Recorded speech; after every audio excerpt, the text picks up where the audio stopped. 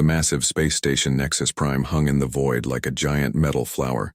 Ships from 12 different worlds docked at its arms, each one showing off the power of their home planet. The station buzzed with activity as the Galactic Council's annual military meeting was about to begin. Captain Jake Morrison stood on the bridge of his ship, the USS Dakota, watching the other vessels through the main screen. His ship looked small next to the others. The alien ships were huge, covered in weapons and shining armor. Some looked like flying cities. Others had strange shapes that hurt to look at for too long. "Captain, we're getting clearance to dock," said Lieutenant Amy Parker from her station. She was young but smart, always watching the communications channels for anything important. "Take us in slowly," Morrison replied. He had been to these meetings before, but this year felt different. The other species had been more aggressive lately, pushing into human space and testing their limits. The Dakota moved toward the docking bay. Morrison could see alien crews watching from the windows of their ships. Some pointed at the Dakota and seemed to be laughing. He kept his face calm, but inside he felt the familiar weight of being underestimated.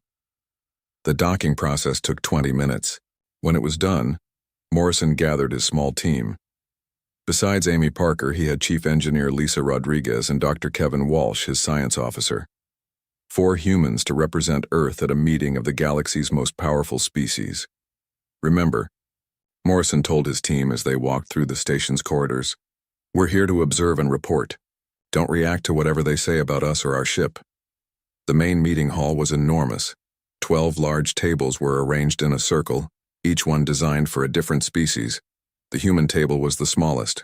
Morrison and his team took their seats and waited. The first to arrive were the hegemony representatives. They walked on 4 legs and had blue skin that seemed to glow. Their leader, Commander Vextar, was twice as tall as any human. He looked at the human table and made a sound that might have been laughter. Next came the Stellar Confederation. They looked almost human, but had silver eyes and no hair. Admiral Zephyria led them. She wore a uniform covered in medals and carried herself like she owned the galaxy. The insectoid swarm arrived in a group, moving together like they shared one mind. Their queen, Chitara, had wings that sparkled in the station's lights. She clicked and buzzed when she saw the humans, and her followers did the same. Other species filled the remaining tables. Some looked like walking rocks. Others were made of what seemed like living metal. A few were so strange that Morrison couldn't figure out how they moved or spoke. The meeting began with each species presenting their latest military achievements. The hegemony showed holographic displays of their new Dreadnought-class ships. Each one was 5 times larger than the Dakota and carried enough weapons to destroy a small moon. "Our latest vessels represent the pinnacle of military engineering," Vextar announced. His voice was deep and filled the hall. "Each ship requires a crew of 10,000 and can maintain combat operations for 2 years without resupply." The other species nodded with what looked like respect. Admiral Zephyria stood next and activated her own display. Her ships were sleeker, built for speed, but no less impressive. "The Confederation's new cruiser class can travel faster than any ship in known space," she said. "Our pilots can strike targets 3 systems away and return before the enemy knows they've been attacked." It went on like this for 2 hours. Each species tried to outdo the others with displays of military might. Ships that could crack planets, weapons that could boil oceans, fleets so large they blocked out stars. Finally, it was Morrison's turn. He stood slowly and activated the human display. The USS Dakota appeared as a hologram in the center of the hall. Compared to what had come before, it looked like a toy. "This is humanity's newest warship," Morrison began. "The USS Dakota displaces 40,000 tons and carries a crew of 200. It's designed for deep space patrol and diplomatic missions." Silence filled the hall for a moment. Then Commander Vextar began to laugh. It started as a low rumble, but grew louder until it echoed off the walls. Soon, other species joined in. Not all of them laughed the same way, but Morrison could tell they were all amused. 40,000 tons? Vextar managed between laughs.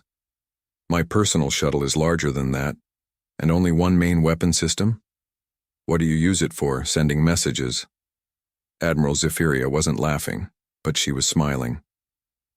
Captain Morrison, surely this is some kind of joke. The Confederation's fighter craft are more heavily armed than your warship. Queen Chitara made clicking sounds that her translator turned into words. The swarm is confused. Why does the human hive send such a weak vessel to represent their military might? Do they surrender their territory without fighting? Morrison kept his expression neutral as the insults continued. The rock-like species called his ship barely suitable for cargo transport. The metal beings wondered if humans had forgotten how to build real weapons. Even the smallest alien delegation seemed to find the Dakota amusing. Dr. Kevin Walsh leaned close to Morrison and whispered, "Sir, should I show them the real specifications?" Morrison shook his head slightly. "Not yet," he whispered back.